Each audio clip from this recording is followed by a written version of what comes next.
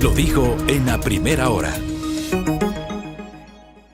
8:10 en la mañana, seguimos. Está aquí con nosotros en nuestra cabina José Abel de Fina. Él es especialista en dirección de negocios. ¿Cómo está usted? Bienvenido, buen día. ¿Cómo le va?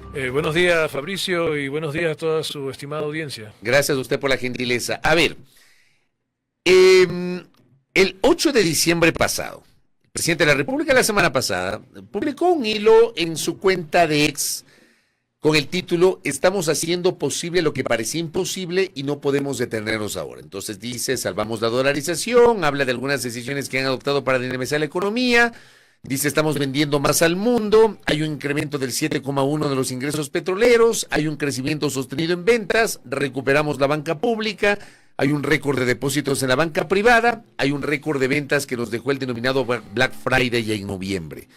O sea, el presidente se manda un hilo con 7, le voy a llamar así, hitos que refieren lo que él, de alguna manera, dice entre líneas, es el éxito económico de su gestión.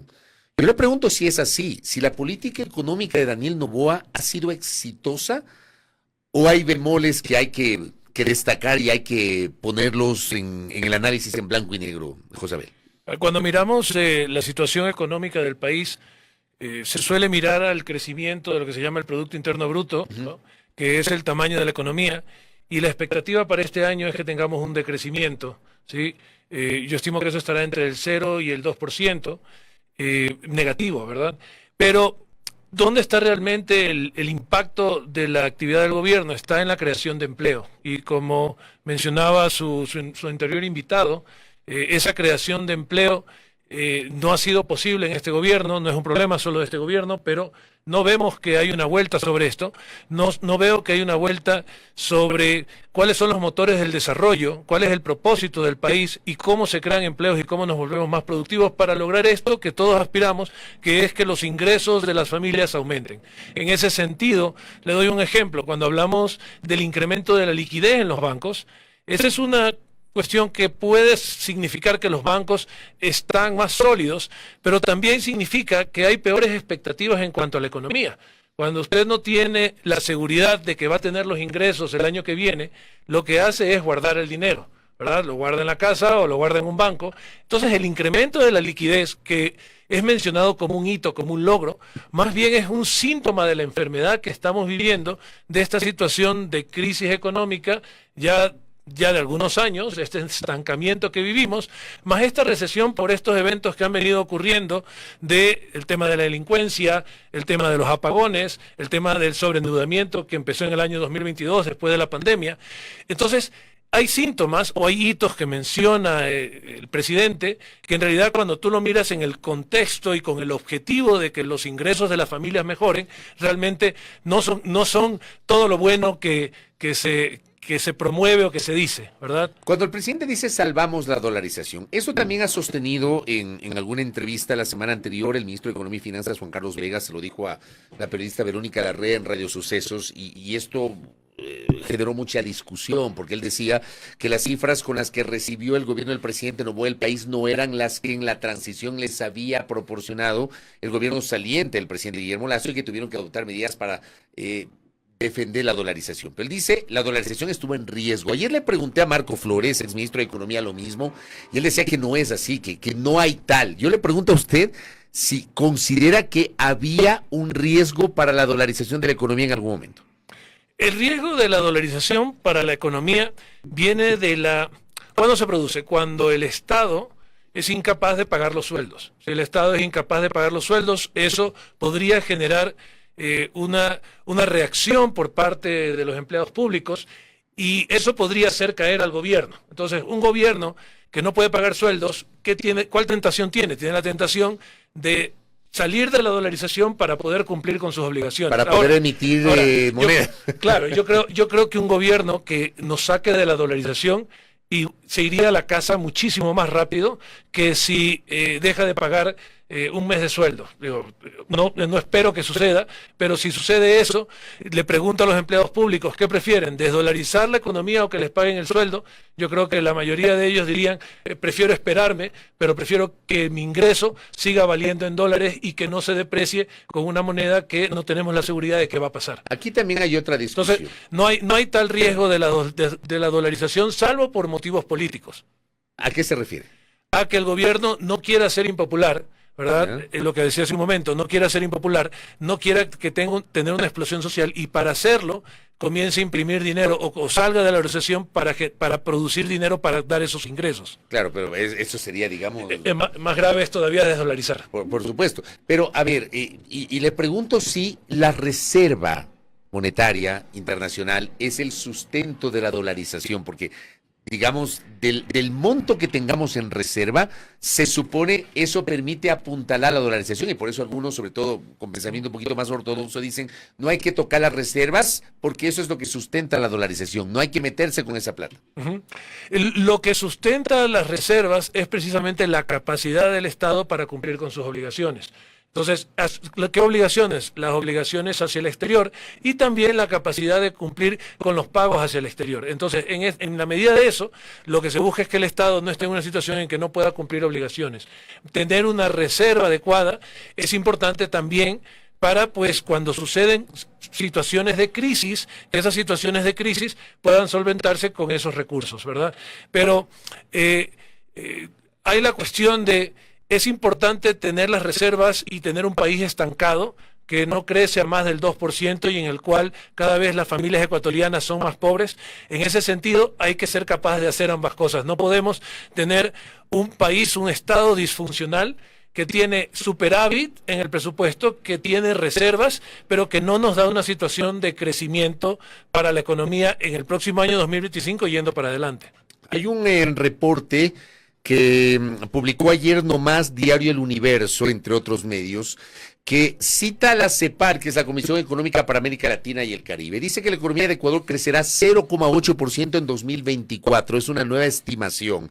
El organismo revisó a la baja su previsión en agosto. La CEPAL había proyectado que el PIB ecuatoriano se expandiría al 1,8% este año. ¿Qué pasó? ¿Por qué se ha reformulado esta estimación a la baja con este 0,8% de crecimiento para este 2024? El impacto mayor está en la situación de la crisis energética, ¿verdad? Sectores de las cámaras indicaron que en un mes se habían perdido 4.000 millones de dólares. 4.000 millones de dólares significa el 4% de la economía del país. Eso significaría que la economía debería crecer al 4%. En realidad, esa cifra es exagerada, porque si usted no hay luz y no come porque no hay luz, pues cuando regresa la luz, pues come. Por lo tanto, hay un consumo que no se pierde por la crisis energética. Pero el ajuste a la baja se debe a esta situación de que sí hay consumo que se pierde cuando no hay electricidad, cuando los sectores productivos no pueden generar esto. Fíjese, la caída de las compras locales, si usted examina el acumulado de las compras locales, ha bajado en 3.000 millones de dólares las compras que hacen los distintos sectores, las distintas industrias localmente. Ha aumentado las compras de importación, pero eso le da una pauta de que la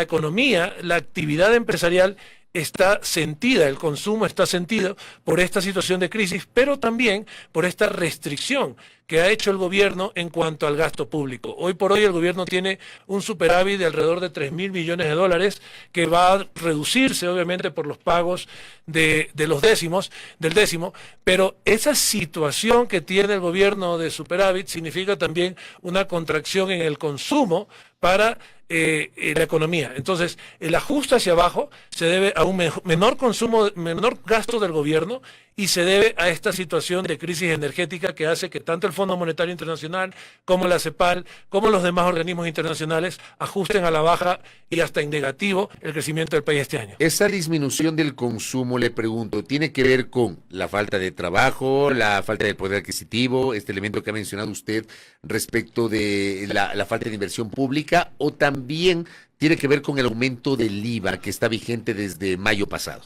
Definitivamente, el aumento de impuestos lo que hace es restar recursos en los bolsillos de los empresarios y en los bolsillos de los consumidores. Totalmente, eso tuvo un impacto este año.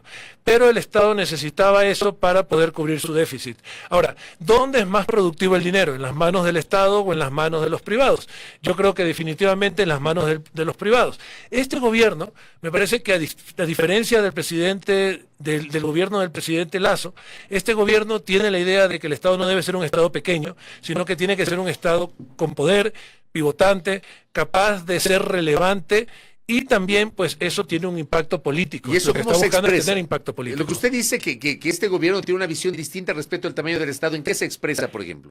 Se expresa en que los programas sociales, y eso está reconocido, está negociado con el Fondo Monetario Internacional, que los programas sociales no se van a recortar, porque lo que se necesita es que haya una estabilidad social y política para poder hacer los otros cambios que han acordado con el Fondo Monetario Internacional. Los otros cambios tienen que ver con el aumento de los impuestos que ya hemos visto este año, que ya el ministro ha anunciado que va a quitar impuestos distorsivos, entre comillas. Va a plantear una reforma tributaria para 20 años. Pero esa reforma tributaria va por el lado de ponerle mayor relevancia al impuesto a la renta. Quiere decir que la presión fiscal, y es lo que está negociado con el Fondo Monetario Internacional, va a aumentar este año, va a liberalizarse las tasas de interés, y esto, pues, las tasas de préstamos, las tasas activas deberían incrementar de acuerdo con el plan del gobierno, y esto significa una mayor carga y una mayor dependencia del país y de la ciudadanía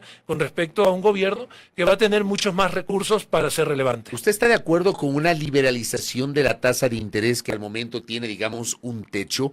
El sector bancario ha insistido en que, como ocurre en otros países, la única manera de bajar, dicen ellos, la tasa de interés es siendo más competitivo y eliminando ese techo.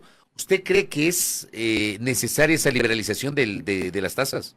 Me preocupa una liberalización de las tasas que no tome en cuenta la necesidad de que el país tenga crédito productivo barato para poder crecer, para poder incrementar las exportaciones. El país tiene el potencial de duplicar sus exportaciones, ¿verdad? Y si no existe préstamos baratos, es difícil que se dé ese crecimiento. Ahora bien, estábamos hablando hace un tiempo de la energía en Colombia, que sí hay, acá no hay, pero eso significaría, para dar una comparación, que en lugar de pagar 10 centavos el kilovatio hora, en Colombia llegan a pagar 30 centavos el kilovatio hora, ¿verdad? En cuanto a las tasas de interés, estamos hablando que, por ejemplo, en México están libres las tasas de crédito, pero el crédito al microempresario tiene tasas del 55-60%.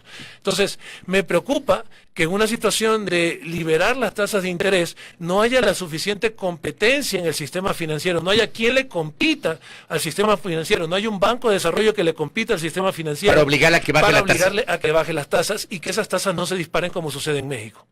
O sea, podría haber el riesgo de que se pongan de acuerdo y no bajen la tasa.